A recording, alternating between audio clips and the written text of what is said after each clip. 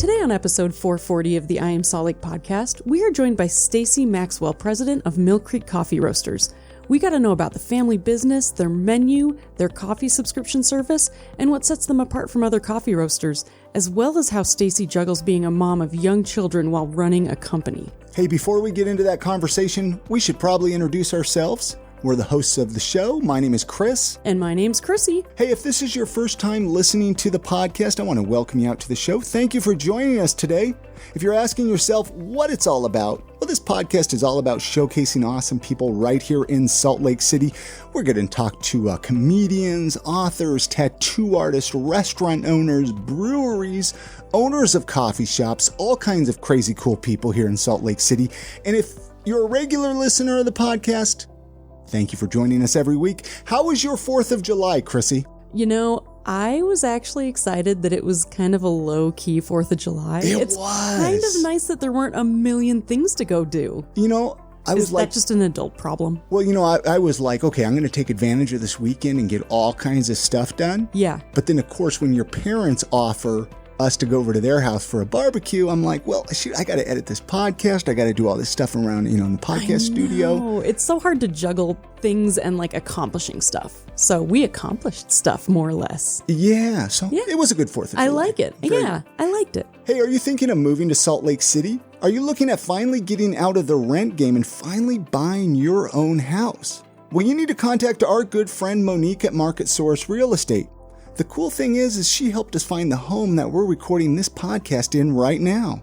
And for the last 20 years, Market Source Real Estate has been specializing in helping people just like you buy and sell homes in the Sugar House as well as the greater Salt Lake area. Market Source Real Estate has a background in flipping homes because they've owned almost 20 of them themselves, so they know all the ins and all the outs of older homes if older homes are your thing. And if you're looking to sell your home, Market Source Real Estate specializes in helping sellers update or repair their homes to increase their value and make sellers more money. All right, so if you're looking to move to Salt Lake City, or maybe you're just looking at moving across town, you need to contact Monique at Market Source Real Estate. She'll help you out. She helped us out, like I said. Her website, thinksaltlakecity.com.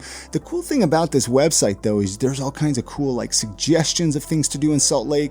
Cool parks, cool events, cool places to eat. It's more than just houses. More than just houses. Yeah. thinksaltlakecity.com, or give her a call directly, 801-810-6773. And many thanks to Market Source Real Estate for sponsoring this episode of the podcast. Here's that conversation that we had with Stacey Maxwell from Millcreek Coffee Roasters. Such a great conversation, such a good time. Enjoy, and thank you for listening. I like to even just start right at the beginning of where home is for you, where you grew up. Are you from Utah? I am from Utah. I grew up in Park City. So I moved there when I was 5, and I left when I was 18, but I still go up to mountain bike all the time and definitely still call that home. Do you still have a lot of family up in Park City at all, or are they all? Just my mom lives up there. Okay. Yeah. And I want to fast forward a little bit to right to coffee, because you haven't really, obviously you're the owner now of Millcreek Coffee. Is that correct or no? It is my family's business.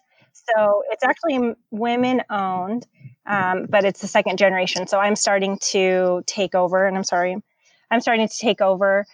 and my dad has primarily been running it, but my mom is head of the board of directors. And then my siblings are involved in terms of, it's definitely a family business. Everyone has input. Okay. So all of my siblings and I are 5% owners. When did you get involved in the coffee? Have you always, your whole life, is this all you know, or have you been in other professions?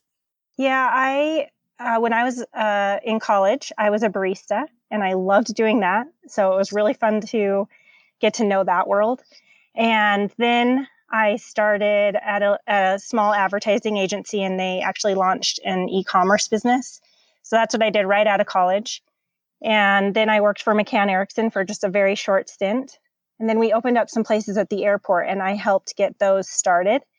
So I went back to coffee, and I don't even know what age, maybe 24. And I helped get our airport location started. And now we're just on C, but we used to have 2 on D. And this is the Millcreek Coffees for people listening that aren't familiar, because you have one location at the airport and then the one on downtown. What is that, on Main Street there? Yep, 657 South Main. And that's where our roasting facility is. And then we also have a retail store as well. Oh my gosh. I've been needing to tell you that every time we're down at Empire, Chris's brother's shop, right by you guys, and we come out and I smell the coffee beans being roasted, it's just like my favorite thing in the whole wide world. It's so good. I really enjoy the smell. Some people do not. Like they say it smells like burned toast. I wonder what the percentage of people like it versus not like it. Yeah, I mean, because how could you not like it? That's what I want to know. It's so yummy. Yeah, I mean, I agree. So what is do you have like a title or anything at Millcreek now, or does each per family member kind of have their own thing, or do you guys just kind of jump in where you need to jump in? Like what does a day-to-day look like for you? So I'm running the day-to-day. So I'm president or CEO. And my dad is in and out, and my mom and my brother actually, and my stepdad have another business called Millcreek Coffee Roasters. So they actually bring in cacao and they make chocolate bars. So they roast cacao and mill it and make chocolate bars. And so, that's kind of their business. And then my sister's not in the business, but all of the siblings at one point or another have been in the business.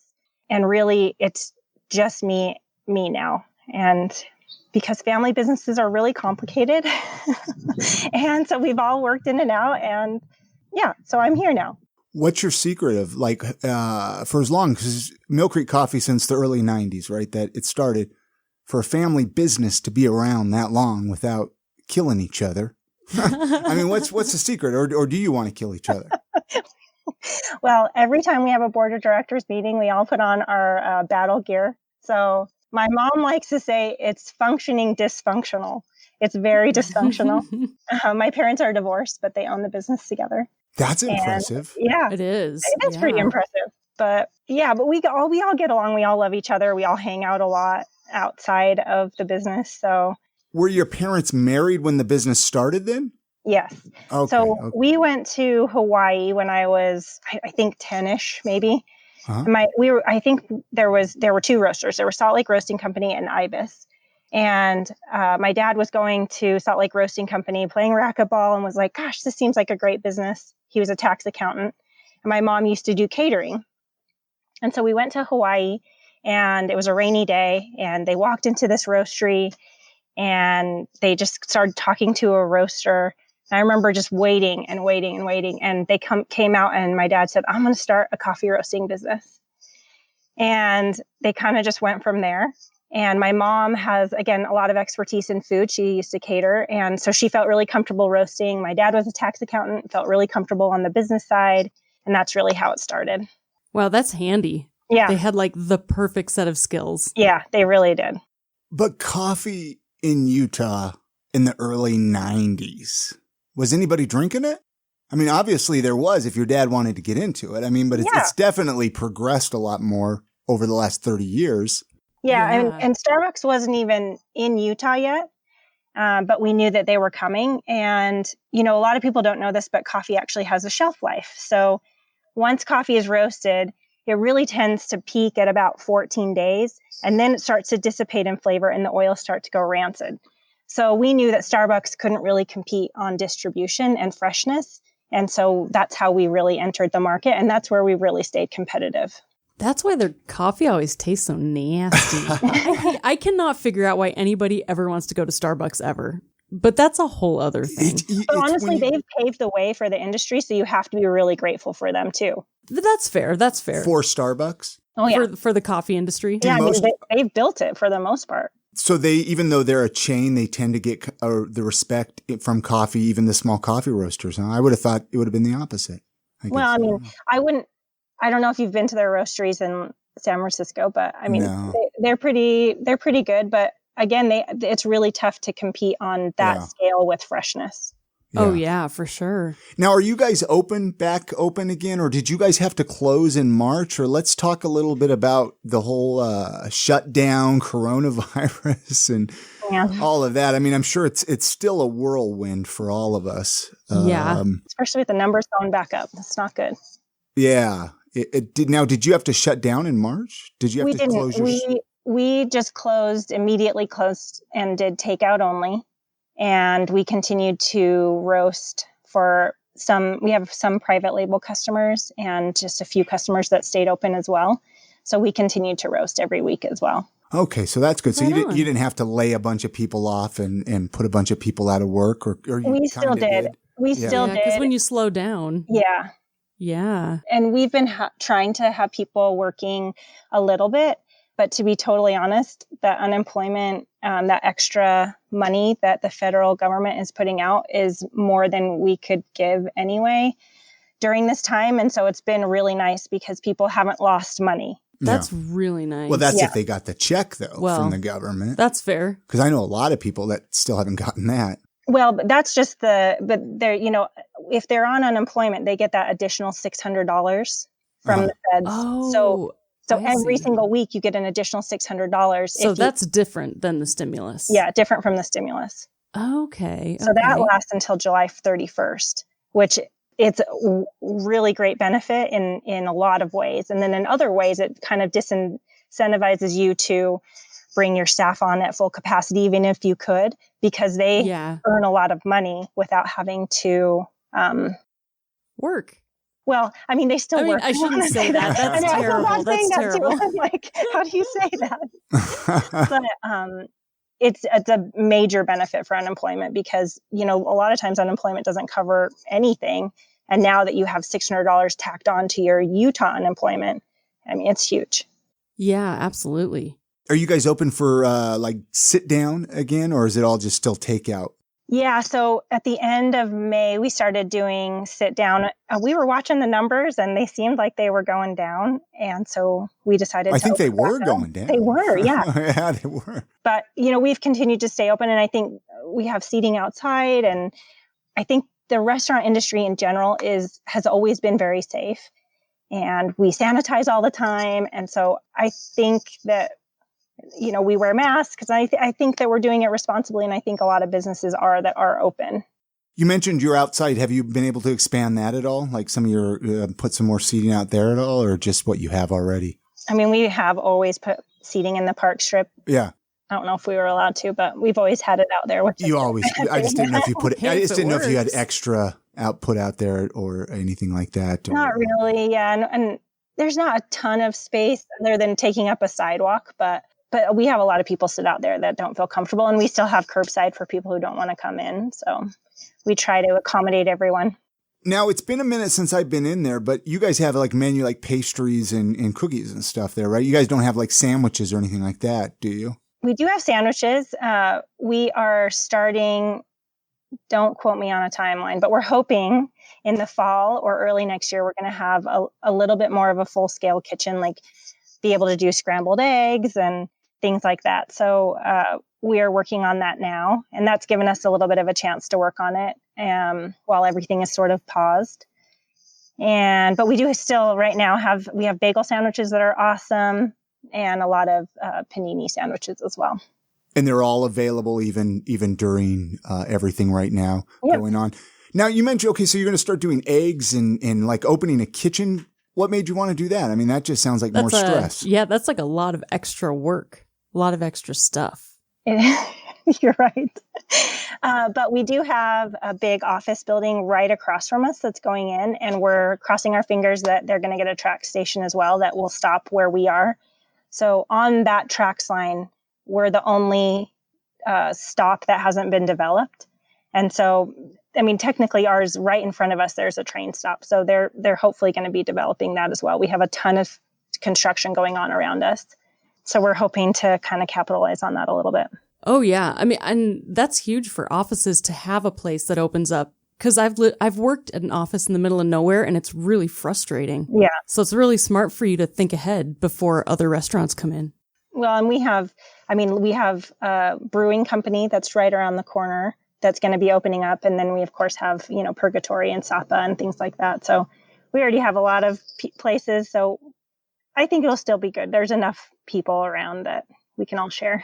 What brewing is? It's called Lotus Brewing. It's going to be opening up. They bought Suicide Lane or Suicide Cycle right on 7th. Okay. Yeah. Okay. Yeah, I'll have to check them out and do an interview with them too and find out. I can put you in contact with them. They're really great guys. I would like that too.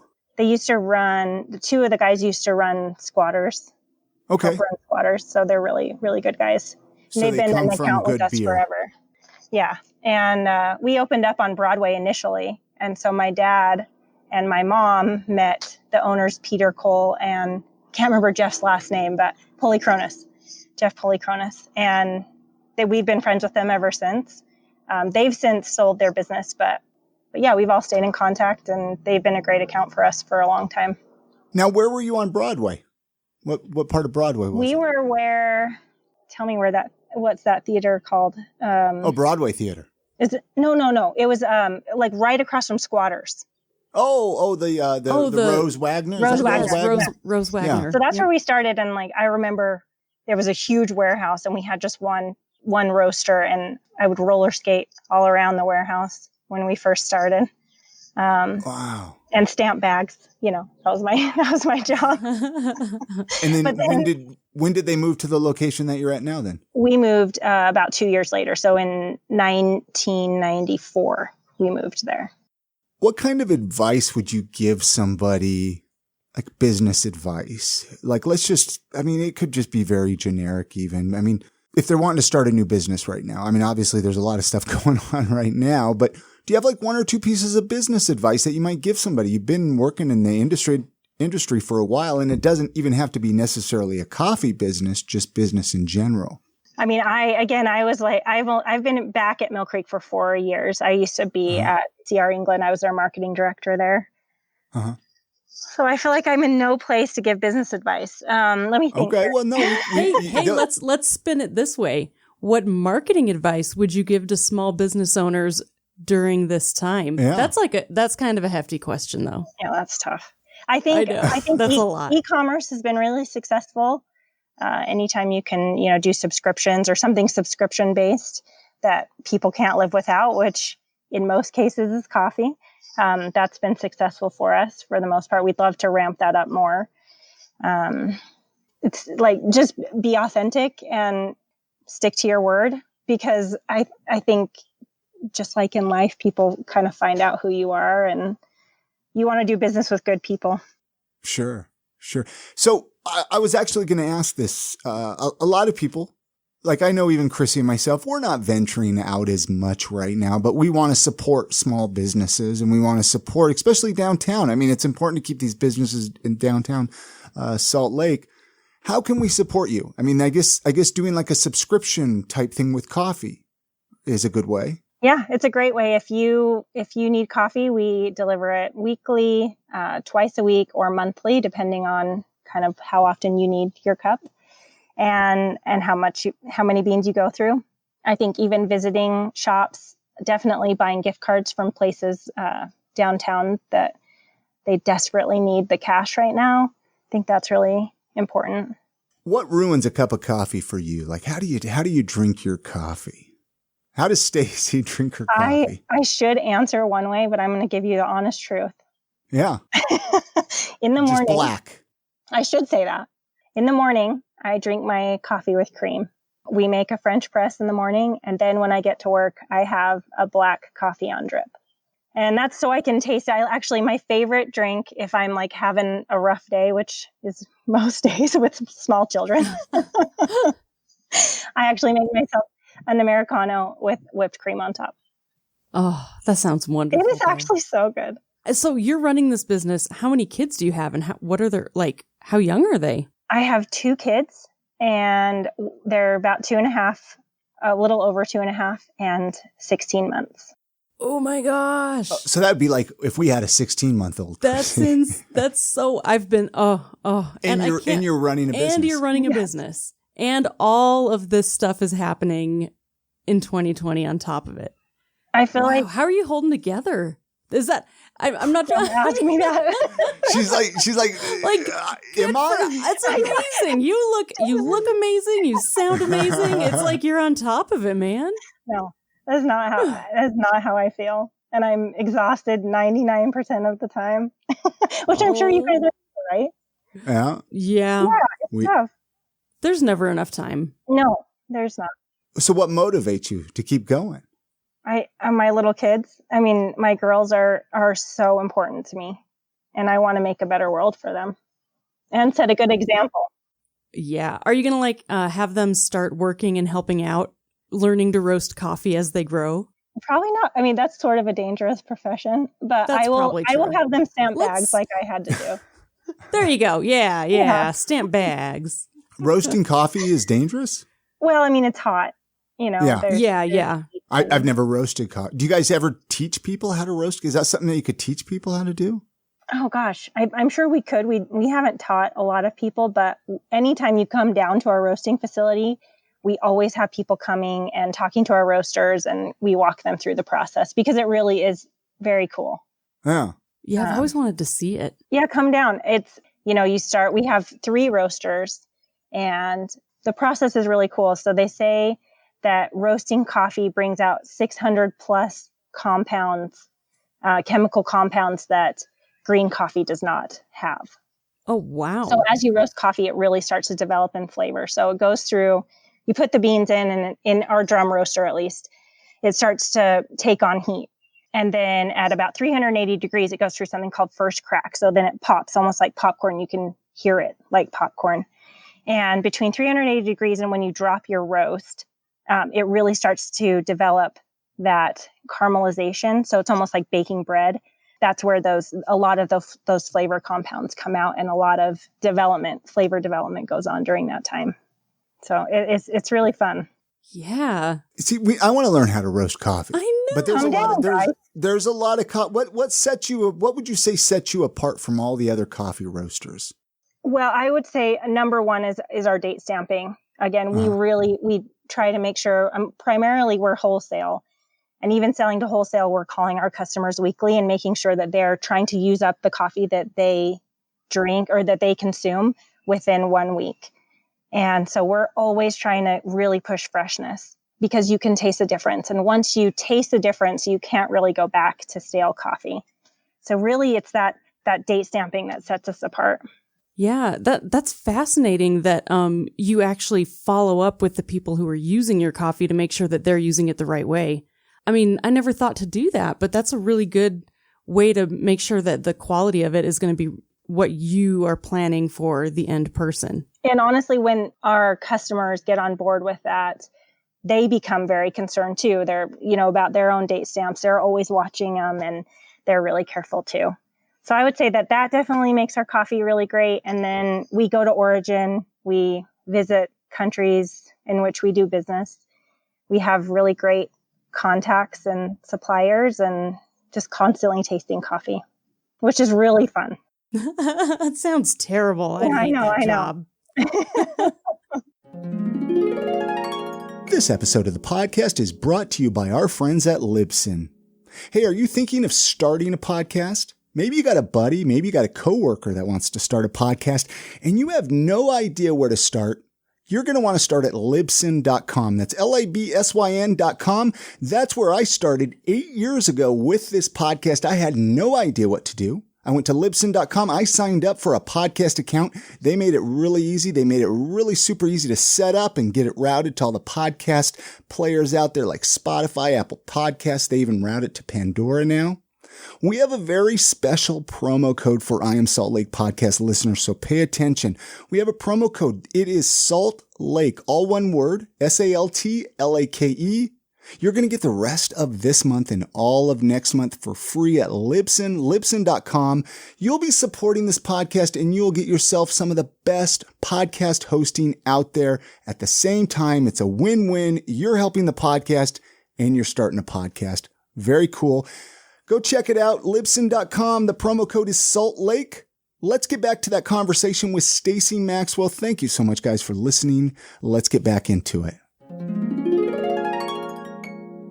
Do you ever think about opening a new restaurant or a venue or a business? And I mean, I'm just curious, if it wasn't coffee, do you ever think about opening up another type of business and what that business would be? Oh, I am not a creative person in any way. But if I were to, I can operate a business. So if I were to do it, I would want to do a winery or a brewery, because then we have chocolate and we have coffee in our family business. And then you need wine or cheese or, something that's kind of goes along those lines. Yes, I It'd vote be like wine. the perfect business. I'm on team wine. I like I am too. A little harder in Utah, but we always like to find out about the people that come on here a little bit more, Stacey, just kind of, a little bit about them. What are some of your other hobbies and interests? What are some other things that you enjoy doing when you're not making coffee? Or chasing children. Maybe that's what she enjoys doing. I do definitely enjoy that. I love mountain biking. I love it. So I definitely like to do that. Now, a city mountain biker or mountains? Do you go in the mountains? Yeah. So do you guys mountain bike at all? Well, it's been a while since I have. My siblings do. They do. Does that count? Sure. I'm gonna, I know a mountain biker, so. So there's this trail in Park City it's like an uphill trail called Armstrong. And then you do this loop on Mid Mountain and then you go down Spiro. You can go up to the crest, which is super pretty too, but that's definitely one of my favorites. And then I have a dog. And so I have this responsibility cloud that kind of looms over me at all times to make sure that she gets exercised. So I like to hike at Millcreek Canyon. What kind of dog do you have? Oh, she's just like a cute, I don't know if you. Just like a little mutt? Or? Cute little border. Can you guys see her? Oh, yeah. Oh, yeah. She's so like sweet. A black, yeah. Like a fully black border collie. She's like a decent sized dog. Yeah, no, she's like 35 pounds. She's perfect. Like we got her from Second Chance, a little rescue place. Aww. And she's perfect. I think that's is that where we got Karen? We have a little rescue dog as well. Second Chance? It might be. I can't remember if it was through Second Chance. It sounds familiar. Very cool. And we got a dog. Sorry, go ahead. Oh, no. Well, I was just going to say they're here in Utah. If anybody's looking for a place to adopt a dog. For a sweet puppy. Yeah. But Rescue Rovers they're a great network too. There's a lot of them. I've seen that one. There's too. a lot of them here in Utah. I want to adopt all the animals. I know, me too. We got one dog from Rescue Rovers initially once we first moved to my house. This house is the house that my grandparents raised my dad in, and then we bought it from my dad. So there's a lot of memories at this house. That is so cool. Once we moved in here, we adopted a dog, and she died after 3 days. It was horrible. And, oh my gosh. And then we got Rue, and she's just perfect. Aw. Wow.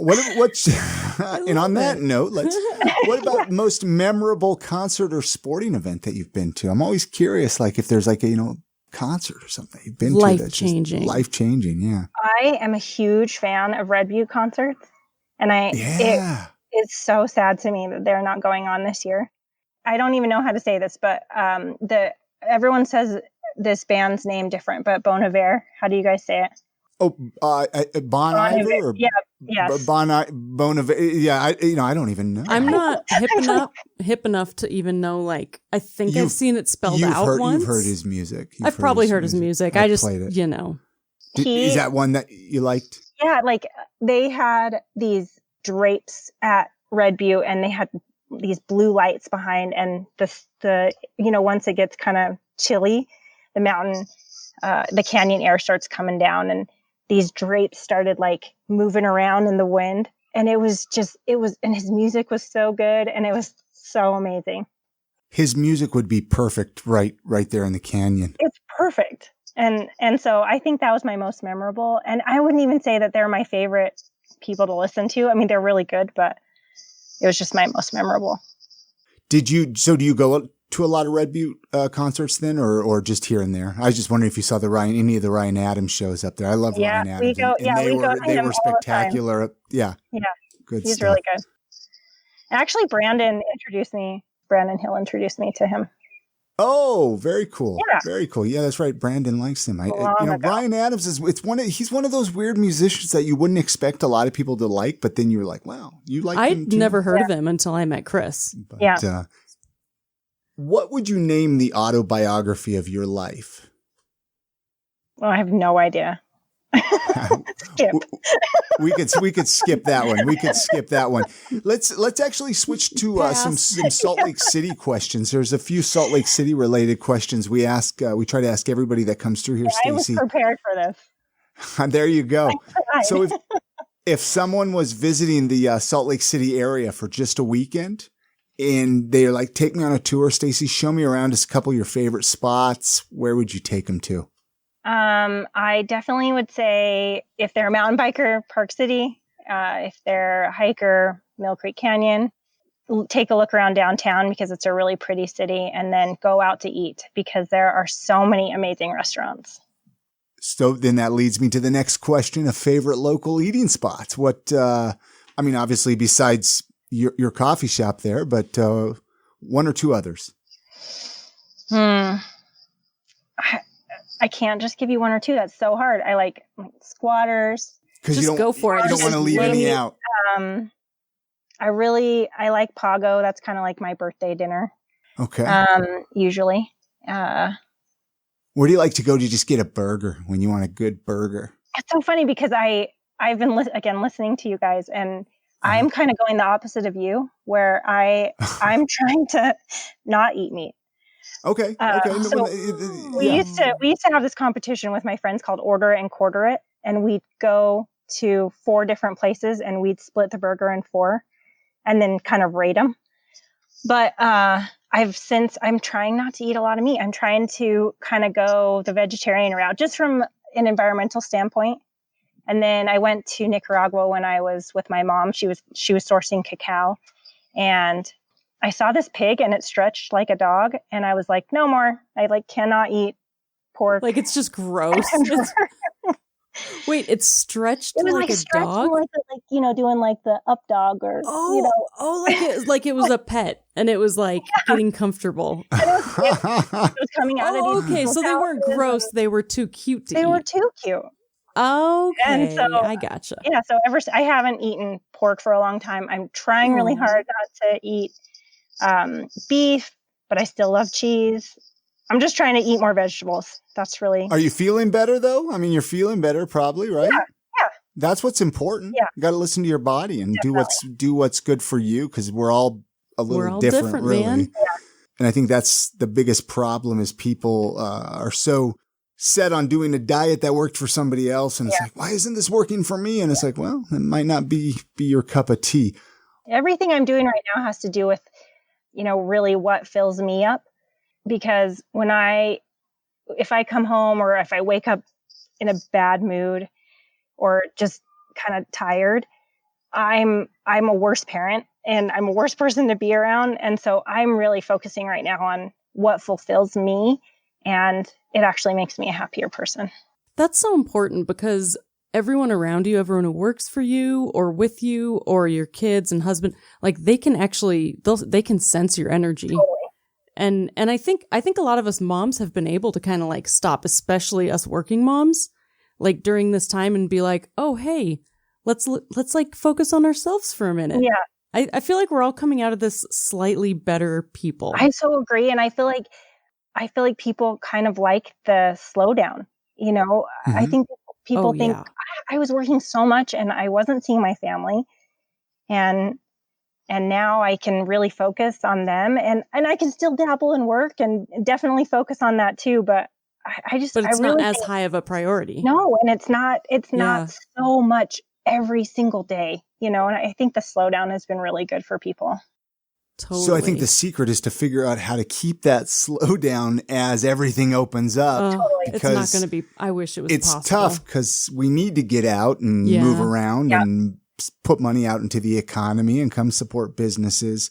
But at the same time, it's kind of like, no, this is nice. I know. And I think a lot of it is that's a hesitation. People don't really want to go back to working from an office full time because they're like, it is nice to work from home sometimes and get a lot done and be able to see my kids. And you really feel like you have so much more time in the day for some reason. I think a lot of people discovered, though, that they're not work from home types. Totally. By doing it. I think a lot of people had that as a dream. They're like, oh, I extroverts can't wait till are I do it. Their minds. One more. So not me. One more Salt Lake City question, Stacey. If you could change anything about Salt Lake City, I know that's a big loaded question, and I mean you can have fun with it too. It's not like all this pressure on you. What would you change?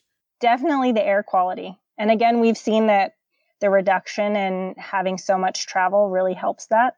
So, I mean, again, I know Salt Lake's going to grow and Utah's going to grow, but I just really hope that we can keep some or have better air so our kids can not have to worry about wearing masks when they go outside for the air quality reasons and for the health of everyone, really.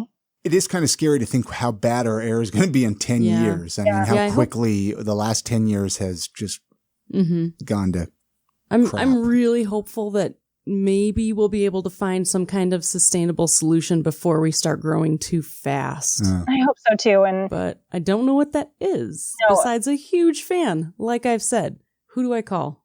It's so funny because that's not the first time I've heard that. I agree. It makes sense. It does. Except for the whole power thing. But whatever. I don't know.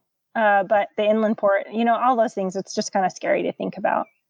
And transit's not amazing in Salt Lake. So maybe I would change that. Maybe I'd hope that public transit gets a little bit easier and, it kind of runs along certain lines, but to kind of expand that a little bit would be helpful. I agree 100%. It's been fun having you on the podcast, Stacey. Was there anything before we completely wrap up today? I mean, was there anything that you were hoping we would talk about that we didn't get a chance to talk about, or anything you want to promote? I like to just leave it open, if anything. I guess I would say right now, with all the shutdowns, I guess I would just promote supporting local, however you can. And we've kind of touched on this already, but I think a lot of businesses are not going to come out on the other side of this. And so if you love the businesses that you go to eat at, or just try and help out however much you can, because it's been a tough year. It has. What's your website? Give the website address. Millcreekcoffee.com. And they can go there and order single bags of coffee or get the subscription, all right there on the website. And are you on social media, all the social medias as well? Yes, it's Millcreek Coffee SLC, our Facebook and Instagram. And I'll put those at iamsaltlake.com with this episode as well. So go check that out, especially like if you're driving right now or something. I know they can't go check it out, but Chrissy, you shouldn't check it out. Chrissy has a final question that she asked people that come through here, Stacey. I'm going to let her ask the question. And otherwise, it's been great to have you on the show. And I always tell people, let's catch up down the road, right? That's awesome. See how Millcreek Coffee's doing. Thank you.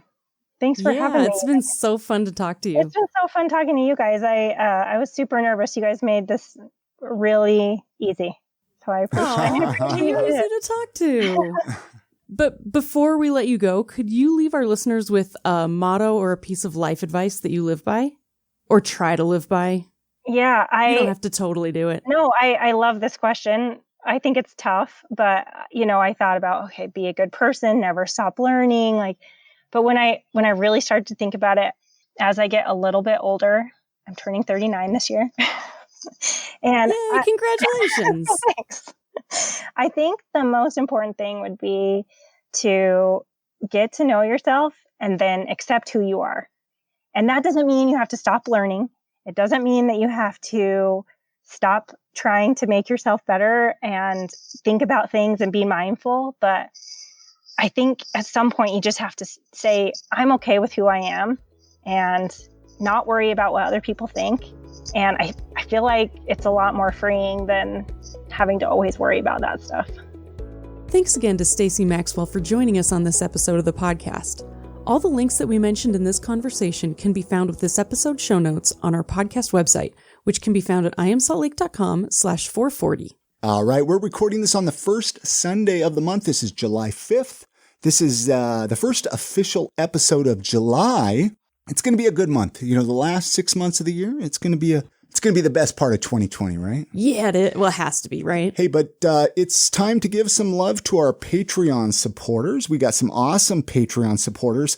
These are kind of the frontline people that are just like, hey, we'll support you. We like the podcast. You can't see me, but I'm raising the roof for you guys, right? I really am. As little as like $2 or $3 a month. It's really not that much, but it helps everybody helps contribute a lot. Exactly. And so- Every little bit is a huge help. Patreon.com/IamSaltLake. It's also at IamSaltLake.com with this episode. Let's run down the list of our awesome supporters. We got John Miller. We got Mark Copeland, Todd Bjorkland, Tim Horan, Nicole Davison, Alex Santee, Brandon Hill from Mountain Standard Time Marketing. He actually he recommended Stacey on this podcast. Oh yeah, he's this podcast right he here. hooked us up. Thanks, Brandon. So thank you, Brandon. And Brittany Hemingway, she's been a long-time listener. We love Brittany. And Eric Tomorrow, Mediocre Show. I know a lot of you guys listen to Mediocre Show, so if you don't, go give that one a listen. And then Sana and Brett Schmidt, Nick Naylor, Three Irons SLC, another longtime supporter. Nikki Line, another longtime supporter, happens to live in New Zealand, which, they got their act together with the coronavirus. They sure do. Let's all go there. And then Michelle Stevens-Williams, she actually sent you a face mask. Oh my gosh, she made me one and it's so cute. I posted it. If you go follow me at Lady Salt Lake on Instagram. Instagram, that's what it's called. Yeah. And then we got Dirt in Your Skirt, Margaret Schlachter over there, Christopher A. Heiser, and Jay Chambers. We got a great group of people. We really do. We should do like a Zoom chat or something. That'd be fun. Maybe that with all the Patreon. I don't know. Maybe they wouldn't be interested. Let's all have a round of applause for our Patreon supporters because you guys are keeping this podcast going. I mean, I've been having to order some new stuff for, some new cables. We've really new SD cards and some cloud lifters and, all the microphones. It's nice because equipment goes out over time and we've had to replace it. So thank you guys. So thank you to our Patreon supporters. Go to IamSaltLake.com/Patreon if you want to become a supporter. And on that note, before we leave, I want to remind you that our entire back catalog of podcast episodes are at IamSaltLake.com. Head on over there, check them out, and be sure to share your favorite episodes with your family and friends. Hey, you have a great week. Get out and enjoy the city this week. It's going to be beautiful. Support local, especially right now. They need your help. And we'll see you next week on the next episode of I Am Salt Lake Podcast. And good night, Grammy.